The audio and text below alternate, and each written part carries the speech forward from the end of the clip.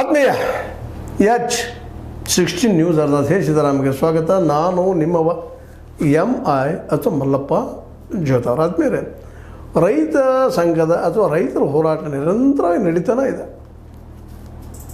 ಈಗಾಗಲೇ ಗುರ್ಲಾಪುರದಲ್ಲಾಯಿತು. ಗುರ್ಲಾಪುರದಲ್ಲೇನೋ ಸಮಾಧಾನ ಸಿಕ್ತಪ್ಪ, ಸಮಾಧಾನಕರ ಒಂದು ಏನೋ ಆಯಿತು. ರೈತರು ಪಾಪ ಕೆಲಸದಾಗ ಮಾಡಿ ಹೋಗಿ ಬಿಡಪ್ಪ, 3300 ಸಿಕ್ಕರು ಸಾಕಂತೆ ಪಾಪ ಎದ್ರವು. ಆದ್ರೆ ಮತ್ತಲ್ಲಿ ನಾಟಕ ಶುರು ಆಗಿಬಿಡ್ತೀವಿ, ಸರ್ಕಾರದಿಂದ ಅಲ್ರಿ ಅಥವಾ ಈ ಮಾಲೀಕರಿಂದ ಅಲ್ರಿ. ಯಾಕೆ ಮತ್ತೆ ಹಿಂಗ್ಯಾಕೆ ಮಾಡಿದ್ರು ಇವರು ಅನ್ನೋದು ಇವತ್ತು ದೊಡ್ಡ ಪ್ರಶ್ನೆ. ಸರ್ಕಾರನಿಗೆ ಈ ರೀತಿ ಮಾಡಬಾರ್ದಾಗಿತ್ತು.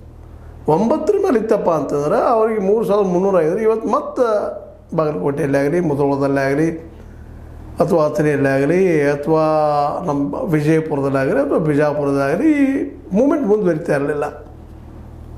ವೆರಿ ಸಿಂಪಲ್, ಭಾಳ ಸರಳ. ಯಾಕೆ ಈಗ ಅಡ್ಡ ಬರ್ಲಿಕ್ಕೈತಿದ್ರು? ಅಷ್ಟು ಲಾಸ್ ಆಗ್ತದೆ ಈ ನಮ್ಮ ಮಾಲೀಕರಿಗೆ. ಮಾಲೀಕರು ಇವತ್ತು ವಿಚಾರ ಮಾಡ್ಬೇಕಾಗಿದೆ ಸ್ವತಃ ನಿಂತು. ಏನಪ್ಪ ಅಂತಂದ್ರೆ ಹೌದು, ತಮಗೆ ಎಷ್ಟು ಲಾಭ ಆಗ್ತದೆ, ಒಂದಿಷ್ಟು ಪರ್ಸೆಂಟೇಜ್ ಕೊಡ್ರಿ ಪಾಪ, ರೈತರು ದುಡಿತಾರೆ, ಅವರು ಎಷ್ಟು ಲಾಸ್ ಆಗ್ತದೆ. ಒಮ್ಮೆ ಸಮಾಧಾನ ಚಿತ್ತದಿಂದ ಇವತ್ತೇನಾದರೂ ಶುಗರ್ ಫ್ಯಾಕ್ಟ್ರಿಗಳು ನಿಂತಿದ್ರೆ ರೈತರ ಶ್ರಮದ ಫಲವಾಗಿ ಅವರ ಸಾಲದಿಂದ ಮಾಡಿದಂಥ ಕಬ್ಬಿನ ಬೆಳೆಯಿಂದಾಗಿ, ಸಾಲನೂ ಇಲ್ಲೇ ಯಾವ ಲಾಭ ಉದ್ಯೋಗ ಇಲ್ಲ ರೈತರಿಗೆ. ತಿಳ್ಕೊಳ್ರಿ ಪ್ರತಿಯೊಬ್ಬ ಮಾಲೀಕರು ಮತ್ತು ಸರ್ಕಾರ ತಿಳ್ಕೊಬೇಕಾಗಿದೆ, ನಮ್ಮ ಮಾಲೀಕರು ತಿಳ್ಕೊಬೇಕಾಗಿದೆ. ಯಾಕಂದ್ರೆ ಮಾಲೀಕರು ಇವತ್ತು ಏನಾದರೂ ಫ್ಯಾಕ್ಟ್ರಿ ಮೇಲೆ ಫ್ಯಾಕ್ಟ್ರಿ ಕಟ್ತಾ ಇದ್ರೆ ಅದಕ್ಕೆ ಕಾರಣೀಕರ್ತರು ರೈತರು. ಅವ್ರ ಕಬ್ಬು ಇಲ್ಲದ ನಿಮ್ಮ ಫ್ಯಾಕ್ಟ್ರಿಗಳೆಲ್ಲ ಒಂದು ಕಬ್ಬಿಣದ ಗುಡಾರ ಅಷ್ಟವು, ಏನು ಮಾಡ್ಲಿಕ್ಕೆ ಸಾಧ್ಯ ಇಲ್ಲ. ತೂಕದಿಂದ ಮಾರ್ಕೊಳ್ಳೋಂಥ ಪ್ರಸಂಗ ಬರ್ತದೆ. ನೀವು ಈ ಸ್ಥಿತಿಯಲ್ಲಿ ಹೋಗೋದನ್ನು ನೋಡಿದಾಗ ನೀವು ಇಟ್ಟು ರಿಜಿಡ್ ಆಗಿ ನಾವು ಕೊಡೋದಿಲ್ಲ ಬಾ 3200 ಆದಮೇಲೆ ಕೊಡೋದಿಲ್ಲ ಅನ್ನೋದು ಮಾತುಗಳು ಕೇಳಿ ಬರ್ತಾ ಇದ್ದಾವೆ. ಇದು ಮತ್ತು ಅದ್ರ ಜೊತೆಗೆ 11.25 ಇದು ಎಲ್ಲಿ ಇಲ್ಲರಿ ಆ ಪ್ರಮಾಣ ಬರಲಿಕ್ಕೆ ಸಾಧ್ಯ ಇದನ್ನ ಕೊಡೋದಿಲ್ಲ ಅನ್ನೋ ಸಲುವಾಗಿ ಏನೋ ಒಂದು ಕಾರಣ ಹೇಳುವಂಥದ್ದು. ಹೀಗಾಗಿ ರೈತರು ರೊಚ್ಚಿಗಿದ್ದಾರೆ ಪಾಪ. ಇವತ್ತು ಅವ್ರ ಹಸಿವನ್ನು, ಅವ್ರ ಸಂಕಟವನ್ನು, ಅವ್ರ ಸಾಲನ್ನು, ಅವರ ಬದುಕನ್ನು ನೀವು ನೆನಪಿಸ್ಕೊಳ್ಬೇಕಾಗಿದ್ದಾರೆ ನಮ್ಮ ಮಾಲೀಕರು. ನೀವು ನಮ್ಮವ್ರಿ ಮಾಲೀಕರು, ಲಾಭ ಮಾಡಿಕೊಳ್ರಿ, ಬೇಡ ಅಂತ ಹೇಳಿಲ್ಲ. ಪ್ರತಿಯೊಂದು ಲಾಭದಲ್ಲಿ 10-15% ಇರಬೇಕು. ನೀವು ಎಷ್ಟು ಪರ್ಸೆಂಟ್ ಮಾಡ್ತೀರಿ ಲಾಭ? ಒಮ್ಮೆ ಎದೆ ಮುಟ್ಕೊಂಡು ನೋಡಿ ಹೇಳ್ರಿ, ಅದು ಎದೆ ಮುಟ್ಕೊಂಡು ನಿಮ್ಮ ಎದೆ ಇದ್ರೆ. ಯಾಕೆಂದರೆ ಕೇವಲ 100 ರೂಪಾಯಿ ಮಾಡಬೇಕಾಯ್ತು, ಕಡೆಗೆ 50 ಮಾಡಿರಿ ಹೆಚ್ಚು ಅಂತ ಹೇಳಿದರು ಸಿದ್ದರಾಮಯ್ಯನವರು. ಮತ್ತು ಅದಕ್ಕೆ ಕಾನೂನು ಅದಾವ, ಏನೋ ಅದಾವ, ದಂಡ ದುಷ್ಕರ್ಮ ಮಾಡ್ಬೋದಿಲ್ಲ ಅಂತಾರೆ. ಸಿದ್ದರಾಮಯ್ಯಗೂ ಹಕ್ಕದ, ಕೇಳೋ ಹಕ್ಕದ. ಮತ್ತು ಜನರ ಕೂಗನ್ನು, ರೈತರ ಕೂಗನ್ನು, ಯಾಕೆಂದ್ರೆ ಜನ ಅಂದ್ರೆ ರೈತನ ಜನ, ಇಲ್ಲಾಂದ್ರೆ ನಾವು ಅಲ್ಲಿ ಜನ ರೀ. ರೈತರನ್ನ ನೀವು ನಿಮ್ಮ ಜೀವನದಿಂದ ಲುಪ್ತ ಮಾಡಿರಿ, ಇಲ್ಲಂತ ಮಾಡ್ಕೊಳ್ರಿ. ಯಾರು ಅದಾರ ಇಲ್ಲೇ?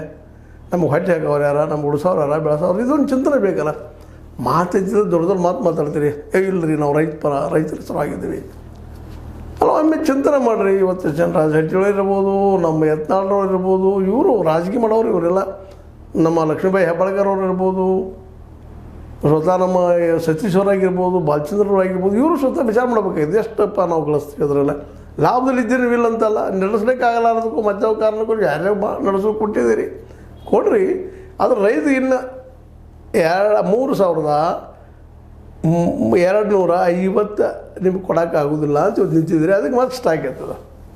ಇದು ಯಾವ ರೂಪ ಪಡಿತದೆ ಗೊತ್ತಿಲ್ಲ. ಮತ್ತು ಮರಳಿ ಇಲ್ಲೂ ಗುರ್ಲಾಪುರದಲ್ಲಿ ಎದ್ದು ಹೋದಂಥವ್ರು ಅವರು ನಿಧಾನ ಕಲ್ತೀನಿ. ಎಲ್ಲೇ ಇಲ್ಲಿ ನಮ್ಮ ಚುನಪ್ಪನವರಾಗಿರ್ಬೋದು, ಅದೇ ಕಾಲಕ್ಕೆ ನಮ್ಮ ಶಶಿಕಾಂತ್ ಗುರೂಜಿ ಅವರಾಗಿರ್ಬೋದು, ಇನ್ನುಳಿದವರಾಗಿರ್ಬೋದು, ಮೂಮೆಂಟನ್ನು ಜೋರು ಮಾಡ್ತಾ ಇದ್ದಾರೆ. ಸರಳ ಸಹಿ ಅದರ ಅದು ಕರೆಕ್ಟ್ ಅದ. ಯಾಕಂದರೆ 3300 ಅದ ಪಾಪ, ಏನೋ ಆಯ್ತಪ್ಪ, ಏನು ಭಾಳ ಚಾಡಿದು ಕೊಡೋದು 3300 500 ಕೊಡ್ರಿ, 500 ಕೊಡ್ರಿ ಅನ್ನೋದು ದೊಡ್ಡ ಮನಸ್ಸು ಮಾಡಿ 200 ಬಿಟ್ಟರು. ನೀವು 3200 ಬಂದು ನಿಂತಿದ್ರಿ, ಬರೀ 100 ಸಲುವಾಗಿ ಇದೆಲ್ಲ ಚಿಕ್ಕಾಟ್ ಮಾಡ್ಕೋತಿದ್ರಿ. ಈಗ ಆದರೂ ರಿಜಿಡ್ನೆಸ್ಸು ಬಂದದು. ನಾವು 3500 ಬೇಕಂತೇಳಿ ಅವ್ರಿಗೆ ಕೇಳೋದ್ರಲ್ಲಿ ಅರ್ಥದ ರೀ. ಇವತ್ತು ಜೆನ್ಯೂನಾಗಿ ಅಗದಿ ಪ್ರಾಮಾಣಿಕವಾಗಿ ನೀವು ಲೆಕ್ಕ ಮಾಡಿರಿ. 1 ವರ್ಷ ಬೆಳಿಬೇಕು ಅವರು, 9 ತಿಂಗಳು ಕಳಿಸಿದ್ರೆ ರೇಟ್ ಬರೋದಿಲ್ಲ, ಅದ್ರಾಗ ರಿಕವರಿ ಆಗೋಲ್ಲ ಅಂತ ಹೇಳ್ತೀರಿ. 1-2 ತಿಂಗಳು ಲೇಟ್ ಆದ್ರೆ ಅಲ್ಲೂ ರಿಕವರಿ ಅಲ್ಲಿ ಬೆಂಡ್ ಆಗ್ತದೆ ಅಂತ ಹೇಳ್ತೀರಿ. ಮತ್ತು ಕರೆಕ್ಟ್ 12 ತಿಂಗಳಿಗೆ ನೀವು ಒಯ್ದು ಇಲ್ಲ ಕೆಲವೊಂದು ಫ್ಯಾಕ್ಟ್ರಿ ಅವರು ಏನೋ ಒದ್ದಾಟ ಪಾಪ ಅವರು ಗ್ಯಾಂಗ್ದವ್ರು ಬರೋದಿಲ್ಲ, ಮತ್ತೇನೋ ಬರೋದಿಲ್ಲ, ಎಲ್ಲ ಸಂಘಟನೆಗಳು ಅವ್ರು ಎದುರಿಸ್ಬೇಕಾಗಿದೆ. ನೀವು ಫ್ಯಾಕ್ಟ್ರಿಗೆ ದುಡ್ಡು ತಂದು ಸಾಲ ಹಾಕಿದ್ರಿ, ಒಪ್ಪುವಂಥ ಮಾತೇನದು. ಲೇಬರಲ್ಲಿ ವರ್ಕ್ ಪೇಮೆಂಟ್ ಮಾಡ್ತೀರಿ, ದುಡ್ಯಾರು ಪೇಮೆಂಟ್ ಮಾಡ್ತೀರಿ, ಒಪ್ಪುವಂಥದ್ದು ಇಲ್ಲಂತ ನಾವು ಹೇಳೋದಿಲ್ಲ. ಆದರೆ ಇವೆಲ್ಲ ಲೇಬರ್ಗಳಾಗಿರ್ಬೋದು, ಅಥವಾ ಅಲ್ಲಿ ಅಧಿಕಾರಿ ದುಡಿಯುವಂಥವ್ರಾಗಿರ್ಬೋದು, ಬುದ್ಧಿವಂತರಾಗಿರ್ಬೋದು, ಸೈಂಟಿಸ್ಟ್ರಾಗಿರ್ಬೋದು, ಎಲ್ಲರೂ ಬದುಕೋದು ಇದರಿಂದ ಕಬ್ಬಿನಿಂದ. ಕಬ್ಬು ಬೆಳೆಯೋರವರು ರೈತನ ಶ್ರಮದಿಂದ ಎಲ್ಲ ಫ್ಯಾಕ್ಟ್ರಿಗಳಿದ್ದಾವೆ, 81 ಫ್ಯಾಕ್ಟ್ರಿಗಳಿದ್ದಾವೆ. 80 ಫ್ಯಾಕ್ಟ್ರಿಗಳು ಲಾಭದಲ್ಲೇ ಇದ್ದಾವೆ. ಎಲ್ಲಿ ಬರ್ತದೆ ಲಾಸ್ ಎಲ್ಲ ಆಗ್ತದೆ ಅಲ್ಲಿ ಭ್ರಷ್ಟಾಚಾರದಿಂದ ಮತ್ತೊಂದು ಕಾರಣದಿಂದ ಅವು ಲಾಸ್ಗಳು ಆಗಿದ್ವು. ಅದು ಲಾಸ್ ಆಗೋದಕ್ಕೆ ರೈತರ ಕಾರಣ ಅಲ್ಲ, ರೈತರ ಕಬ್ಬು ಕಾರಣ ಅಲ್ಲ. ರೈತರ ಕಬ್ಬು ಬೆಳಿತಾರಂತ ಇವತ್ತು ನೀವೆಲ್ಲ ಫ್ಯಾಕ್ಟ್ರಿ ಹಿಡ್ಕೊಂಡಿದ್ದೀರಿ, ಲಕ್ಸುರಿಯಸ್ ಲೈಫ್ ಮಾಡ್ತಾಯಿದ್ದೀರಿ, ಅದು ಸತ್ಯನ. ಮತ್ತು ಇಲ್ಲಿ ಯಾವುದೋ ವ್ಯಾಪಾರಿ ವರ್ಗದವ್ರು ಸಹಿತ ಅವ್ರು ಬೆಳಿತಾರೆ, ಬೇರೆ ಬೇರೆ ಕಾಳುಗಳನ್ನ ಬೆಳಿತಾರೆ ತಿಳ್ಕೊಂಡು ನೀವು ಅವ್ರಿಗೇನು ಅಗ್ಗಕ್ಕೆ ಏನೋ ಅಂತಾರೆ ನಮ್ಮಲ್ಲೇ ಅಗ್ಗ ರೇಟಿಗೆ ಅತಿ ಕಡಿಮೆ ರೇಟಿಗೆ ತೊಗೊಂಡು ಅಗ್ಗಕ್ಕೆ 3 ಸೇರು ಜೋಳ ಅಂತ ಏನೋ ನಮ್ಮಲ್ಲಿ ಗಾಜಿ ಮಾಡ್ತದೆ. ಆ ಪ್ರಕಾರ ನೀವು ಅದನ್ನು ರೇಟ್ ಕಡಿಮೆ ಮಾಡಿ ಅದನ್ನು ಮಾಡಿ ಇವು ಉಳಿದೆಲ್ಲ ಕಾಳುಗಳು ಅದೇ ಪರಿಸ್ಥಿತಿ ಇಲ್ಲ, ಉಳಿದೆಲ್ಲ ಬೆಳೆಗಳು ಅದೇ ಪರಿಸ್ಥಿತಿ ಇದೆ. ಅಲ್ಲಿ ಇನ್ನೂ ಮಾರ್ಕೆಟ್ ಇಲ್ಲ. ನೀವು ಇಲ್ಲಿವರೆಗೆ ಮಾಡಿಕೊಡ್ತಾ ಇಲ್ಲ, ಅವ್ರಿಗೆ ಸಪೋರ್ಟಿಂಗ್ ಪ್ರೈಸ್ ಕಾನೂನು ಮಾಡ್ಸೋಕ್ಕೆ ಕೊಡ್ತಾ ಇಲ್ಲ. ಇಲ್ಲಿ ವ್ಯಾಪಾರಿ ವರ್ಗ ಸ್ವತಃ ರಾಜಕೀಯದ ಜನರು ಅದೇ ಮಾಡ್ತಾ ಇದ್ದಾರೆ. ಇಷ್ಟೆಲ್ಲ ನೋವುಗಳನ್ನು ಸಂಕಟಗಳನ್ನು ಬೆಳೆಗಳನ್ನು ಬೆಳೆದು ನಮಗೆಲ್ಲ ಹೊಟ್ಟೆ ಹಾಕುತ್ತಿರುವಂಥದ್ದು, ನಮ್ಮ ಬದುಕಿಸುವಂಥದ್ದು, ನಮ್ಮ ಅಧಿಕಾರಿಗಳಿಗೆ ನೌಕರಿ ಕೊಡಿಸುವಂಥ ಏನು ಕೆಲಸ ಇದ್ದರೆ ಅದು ರೈತ ಮಹಾಶಯರಿಂದ. ಅದಕ್ಕಾಗಿ ಇವತ್ತು ನೀವು ಮಾಲೀಕರು ಭಾಳಷ್ಟು ವಿಚಾರ ಮಾಡಿರಿ. ಭಾಳ ದೊಡ್ಡ ಮಾತು ಬೇಡ ಮಗ. ಅವ್ರು ಬೇಕಾಗಿದ್ದು 3,500 ಕೇಳಿದ್ದಾರೆ. ಈಗ 3,300 ರಿಕವರಿ 9 ಇಟ್ಟರೆ ಇವತ್ತು ನಮ್ಗೆ ಗೊತ್ತಾಗ್ಬಿಡ್ತದೆ. ಅದು ನಾಳೆಗೆ ಹೋಗೋದೇ ಇಲ್ಲ. ಆದರೆ ನೀವು ಅದು ಕೇಳ್ತಾ ಇಲ್ಲ. ಮತ್ತು ಮುಂದಿನ ಮಾತು ಕೇಳ್ತಾರೆ ಮಾಡ್ತಾರೆ. ಹೌದು ರೀ, ಮಾರ್ಕೆಟ್ ದುಡ್ಡು ಹೇಳಿದಾಗ ಗೊಬ್ಬರ ರೇಟ್ ಹೆಚ್ಚದಂಗೆ ಮತ್ತೆ ಹೆಚ್ಚದಂಗೆ ಮತ್ತು ಪಾಪ ರೈತ ಕೇಳ್ಬೇಕು, ಯಾರನ್ನ ಕೇಳ್ಬೇಕು ಅವರು? ನಿಮಗೆ ಮಾರ್ತಾರೆ, ನಿಮ್ಮನ್ನ ಕೇಳ್ತಾರೆ ಅವರು. ನೀವು ಅದಕ್ಕೆ ಸ್ಪಂದಿಸ್ಬೇಕು. ಅದನ್ನು ₹1 ಹೆಚ್ಚು ಕೊಟ್ಟರು ಅದು ಒಂದು ₹100 ಹೆಚ್ಚು ಕೊಟ್ಟರೆ ದೊಡ್ಡದಲ್ಲ ಅದು. ಯಾಕಂದ್ರೆ ಇವತ್ತು ರೇಟು ಬರೋದಿಲ್ಲ. ಕಬ್ಬು ಬೆಳೆದು ಭೂಮಿ ಹಾಳಾಗ್ತಾ ಇದ್ದಾವೆ. ರೈತರಿಗೆ ಲಾಭ ಇಲ್ಲ. ಬೇರೆ ಬೆಳೆ ಅಂತ ಇಲ್ಲ. ಉಂಡಷ್ಟು ತಿಂದಷ್ಟಕ್ಕೆ ಒಂದು ಹರಕ್ಕೆ ಉದ್ರ ಹೊಟ್ಟು ಮಾಡಿಡೋಕೆ ಹರಕ್ಕೆ ಸೀರೆ ಹಿಡ್ಕೊಂಡಾಗ ಹೆಣ್ಮಕ್ಳಿಗೆ ಸಣ್ಣ ಮಕ್ಕಳಿಂದ ಅಲ್ಲಿ ಶಿಕ್ಷಣ ಸಹಿತ ಇಲ್ಲ. ಹಳ್ಳಿಗಳಲ್ಲೇ ಸರ್ಕಾರಿ ಶಾಲೆಗಳಂತೂ ಇಲ್ದಂಗೆ ಆಗಿ ಹೋಗ್ಬಿಟ್ಟಿದ್ದಾವೆ. ಕಲಸು ಟೀಚರ್ಗಳು ಬಂದರೂ ಬರಲಿಕ್ಕೆ ಇಲ್ಲ. ಅವ್ರ ಪರಿಸ್ಥಿತಿ ನೆನಪಿಸ್ಕೊಳ್ರಿ ಒಂದಿಷ್ಟ ಮಾನವೀಯವಾಗಿ. ಹೌದಪ್ಪ, ಇವ್ರು ನಾನು ಬದುಕಿಸಿದವ್ರು, ನಮ್ಗೆ ಅನ್ನ ಹಾಕಿದವರು ಅನ್ನುವಂಥ ಒಂದು ಕರುಣೆ ಇರಬೇಕಲ್ಲ ಯಾವುದೋ ಮೂಲೆಯಲ್ಲೇ. ಒಂದು ₹150 ಹೆಚ್ಚು ಕೊಡೋಕೆ ಏನಾಗ್ಯದ ನಿಮಗಂತ ಸಾಕಷ್ಟು ಖರ್ಚು ಮಾಡ್ತಿರ್ತೀರಿ, ಏನೇನೋ ಮಾಡ್ತಿರ್ತೀರಿ. ಎದುರಾಡ್ತಾರೆ ನೀವು ನೋಡ್ರಿ, ನೀವು ಗಳಿಸ್ತೀರಿ, ದುಡಿದಿರಿ, ಸಾಲ ತೆಗೆದಿರ್ತೀರಿ, ನಿಮ್ಮೆಲ್ಲ ಮೆಚ್ಚುವಂಥದ್ದು ಮಾಡಿದಿರಿ. 4 ಮಂದಿ ಉದ್ಯೋಗ ಕೊಡ್ತಾಯಿದ್ದೀರಿ ಲೇಬರ್ಗಳಿಗೆ, ಅವರಿಗೆಲ್ಲ ಅದ್ರ ಮೆಚ್ಚನು. ಆದರೆ ಅದೇ ಕಾಲಕ್ಕೆ ನಿಮಗೆಲ್ಲ ಮೂಲ ಯಾರದಾರ ರೈತರಿಗೆ ಯಾಕೆ ರೇಟ್ ಹೆಚ್ಚು ಮಾಡಬಾರ್ದು? ಅವ್ರು ಸ್ಟ್ರೈಕ್ ಮಾಡೇ ಕೊಡಬಾರ್ದು. ನೀವು ಅದನ್ನು ಪಾಪ ಅವ್ರ ಬೀದಿಗೆ ಬಂದು ಕೇಳುವಂಥದ್ದು ತಂದೆ ಕೊಡಬಾರ್ದು. ಇಲ್ಲಪ್ಪ ಆಯ್ತು ನೀವು ಮಾಡುವಂಥವ್ರು ಮಾಡಿದ್ರೆ ಲೆಕ್ಕಪತ್ರ ಏನೋ ಮಾಡಿ ಆಗುತ್ತೆ. ಎಥನಾಲ್ ತಯಾರು ಮಾಡ್ತೀರಿ, ಮತ್ತೇನೋ ಮಾಡ್ತೀರಿ.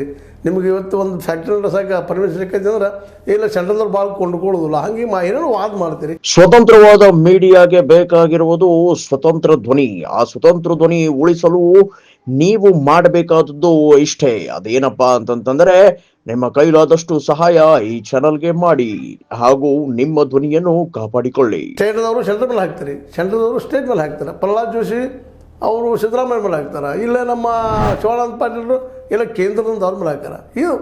ಈ ರಾಜಕೀಯ ಬೇಕಾಗಿಲ್ಲ ಅಂತ. ರೈತನ ಹೊಟ್ಟೆ ಜೋಡಿ, ಅವ್ನ ಬದುಕಿನ ಜೋಡಿ ಎದುರು ರಾಜಕೀಯ. ಅವ್ರಿಗೆ ಬೇಕಾಗಿದ್ದು ಮಿನಿಮಮ್ ದರ. ಅದನ್ನ ಯಾಕೆ ಫಿಕ್ಸ್ ಮಾಡ್ತಾರೆ ನೀವು? ಇದು ವಿಚಾರ ಮಾಡಲಿಲ್ಲ ಅಂದ್ರೆ ರೈತರು ಹಿಂದಿನ ನಾಳೆ ಎಚ್ಚರಗೊಳ್ತಾ ಇದ್ದಾರೆ, ತಿಳಿದುಕೊಳ್ತಾ ಇದ್ದಾರೆ. ಹೌದಪ್ಪ, ಇದು ನಮಗೆ ಅನ್ಯಾಯ ಆಗಲಿಕ್ಕೆ ಅಂತೇಳಿ ಅವರಲ್ಲಿ ಸಾಕಷ್ಟು ಜನ ಬರ್ತಾ ಇದ್ದಾರೆ. ಅವ್ರು ಕೇಳೋದ್ರಲ್ಲೂ ಅರ್ಥ ತಪ್ಪದೇನೋ ಅವ್ರು ಕೇಳೋದು. ಅವರು ವರ್ಷಗಟ್ಟಲೆ ಇಟ್ಕೊಂಡು ಮಾಡಿ ಬೆಳೆದಂಥ ಬೆಳೆಗೆ ರೇಟ್ ಕೇಳ್ತಾ ಇದ್ದಾರೆ. ಅದು 3,350. ಮುಂದಿನ ವರ್ಷನೂ ಹೆಚ್ಚಾಗ್ಬೋದು, ಒಂದು 50-100 ಹೆಚ್ಚಾಗ್ಬೋದು. ಅಷ್ಟು ಕೊಟ್ಟರೆ ಸಮಾಧಾನ ಅವರು. ಅವ್ರಿಗೇನೂ ಇಲ್ಲ.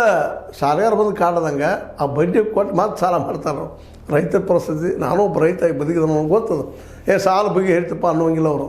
ಬಡ್ಡಿ ಗೊತ್ತಲ್ಲಪ್ಪ ಆರಾಮ್. ಅದು ಶೂನ್ಯ ಬಡ್ಡಿ ದರದ ಏನೋ ಕೊಟ್ಟಿರ್ತಾರೆ ಡಿ ಸಿ ಅವ್ರು ಎಷ್ಟು ಕೊಡ್ತಾರೆ ಅವರು ಬೆಳೆ ಸಾಲ ಮೇಲೆ. ಅದು ಒಬ್ಬ ರೈತಗೆ ಅದು ಎಕರೆ ಮೇಲೆ ಇರ್ತದೆ, ಅದಕ್ಕೆ ಕಡಿಮೆ ರೇಟ್ ಕೊಡ್ತಾರೆ ಮಿನಿಮಮ್. ಅದಕ್ಕೇನೋ ಶೂನ್ಯಪ್ಪ ಬಡ್ಡಿ ಅಂತಾರೆ. 1 ವರ್ಷ ಮತ್ತೆ ಅವ್ರು ರಿಟರ್ನ್ ಮಾಡಬೇಕು, ಮಾಡಲಿಕ್ಕೆ ಮತ್ತೆ ಬೇರೆ ಬಡ್ಡಿ ಹಾಸ್ತಾರೆ ಅದಕ್ಕೆ. ಇದು ನಿಮಗೆ ಗೊತ್ತಿಲ್ಲ ಅಂತೇನಲ್ಲ. ಒಟ್ಟಾರೆಯಾಗಿ ನಿಮ್ಮ ಏನು ಸಾಲ ತೆಗೆದಿರ್ತೀರಿ ಅವ್ರು ರಿಟರ್ನ್ ಅಪ್ ಆಗ್ಬೋದು, ವೇವಪ್ಪು ಆಗ್ಬೋದು. ಅದು ರೈತರು ತೊಗೊಂಡು ಸಾಲಕ್ಕೆ ವೇವಪ್ಪ ಎಲ್ಲ ಆಗಿದ್ದು ಸೋನಿಯಾ ಗಾಂಧಿ ಅವರಿದ್ದಾಗ ಒಮ್ಮೆ ಆಗಿದ್ದು ಅದು 72,000 ಕೋಟಿ ರೂಪಾಯಿ.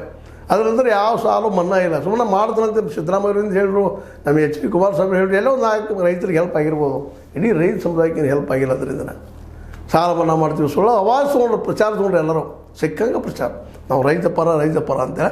ಅದಕ್ಕೆ ಇವತ್ತು ಮಾಲೀಕರು ಸಹಿತ ಇವತ್ತು ಭಾಳ ಒಂದು ಕರುಣೆಯಿಂದ ಇವ್ರ ಕಡೆ ನೋಡ್ಬೇಕಾಗಿದೆ. ಯಾಕಂತಂದ್ರೆ ರೈತರು ಇದ್ದರೆ ನಿಮ್ಮ ಕಬ್ಬ, ರೈತರು ಇಲ್ಲಂದ್ರೆ ನಿಮ್ಮ ಫ್ಯಾಕ್ಟ್ರಿ ಬಂದ. ಇದನ್ನು ನೀವು ಯಾರೂ ಮರಿಬೇಡ್ರಿ ಅಂತ ಹೇಳ್ತಾ ಯಾಕೆ ಮಾತ್ರ ಇಷ್ಟ ನಾನು ಇವಾಗ ಹೇಳಿಕ್ಕೆ ಪ್ರಯತ್ನ ಮಾಡ್ತಾಯಿದ್ದೀನಿ ಅಂದ್ರೆ ಕೆಲವೊಮ್ಮೆ ಏನೋ ಹಠಕ್ಕೆ ಬಿದ್ದ ನಾವೇ ಕೊಡಬೇಕಪ್ಪ ಅನ್ನೋಂಥ ಜಿದ್ದು ಬೀಳೋಗಿಂತಲೂ ಲಾಭ ಅದ ನಿಮಗಿಲ್ಲ ಅಂತಲ್ಲ. ಸುಳ್ಳು ಹೇಳಕ್ಕೆ ಹೋಗ್ಬೇಡ್ರಿ, ಲಾಭ ಅದ. ಬೇರೆ ಓಪನ್ ಚರ್ಚೆಗೆ ಬರ್ರಿ, ರೈತರು ಮಾತಾಡ್ರಿ, ಹೆಂಗೆ ಲಾಸ್ ಆಗ್ತದೆ ತೋರಿಸ್ರಿ ಅವ್ರಿಗೆ. ರೈತರು ಇಂಪ್ರೂವ್ ಮಾಡ್ತಾರೆ. ಈಗ ಅದನ್ನ ಕೇಳ್ತಾ ಇದ್ದಾರೆ, ರೈತ ಬರೀ ಪರ್ಮಿಟ್ ಮಾತಾಡ ಬರ್ರಿ ಅಂತೇಳಿ ಪ್ರೂವ್ ಮಾಡಿರಿ.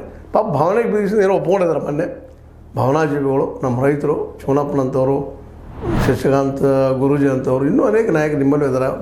ಈ ಒಂದು ಅನೇಕ ನಾಯಕರು, ರೈತ ನಾಯಕರು ಅವ್ರ ಜೊತೆ ಕೂತು ಮಾತಾಡಿ ಎಷ್ಟು ಲಾಭ ಐತೆ ಅವ್ರಿಗೆ ಗೊತ್ತಾಗೈತೆ. ಇವಾಗ ಪ್ರತಿ ಟನ್ನಿಗೆ 1,1200 ರೂಪಾಯಿ ಲಾಸ್ ಮಾಡ್ಕೊತಾರೆ ರೈತರು. ಇದು ನೆನಪಿರಲಿ ಅಂತ ಹೇಳ್ತಾ ಒಟ್ಟಾರೆಯಾಗಿ ರೈತರು ಉಳಿಸ್ರಿ, ಹೆಚ್ಚು ಮಾಡಿ ಕೊಡ್ರಿ, ಇದು ರಿಕ್ವೆಸ್ಟ್. ಅದು ಅವ್ರದ್ದು ಉಗ್ರ ಹೋರಾಟ ಮಾಡ್ತಾ ಇದ್ದಾರೆ, ಅದು ಅನಿವಾರ್ಯ ಐತೆ ಅವ್ರಿಗೆ, ಗಾಡಿ ಎತ್ತದ ರೀ ಅನಿವಾರ್ಯ ಅವರು. ಎಷ್ಟು ಹೇಳ್ತಾ ಇದು ನೀವು ಲೈಕ್ ಆಗಿರ್ಬೋದು, ಲೈಕ್ ಮಾಡಿ ಶೇರ್ ಮಾಡಿರಿ, ಕಮೆಂಟ್ ಮಾಡಿರಿ, ಜೊತೆಗೆ ಸಬ್ಸ್ಕ್ರೈಬ್ ಆಗೋದು ಮೆಲ್ಲಕ್ಕೆ ಹೋಗ್ಬೇಡ್ರಿ. H60 ನ್ಯೂಸ್ ಹೇಳ್ತಾ ಹೇ ಸಿದ್ದರಾಮಯ್ಯ ಸತ್ಯದ ಕೈಗಳಿ ವಂದನೆಗಳು.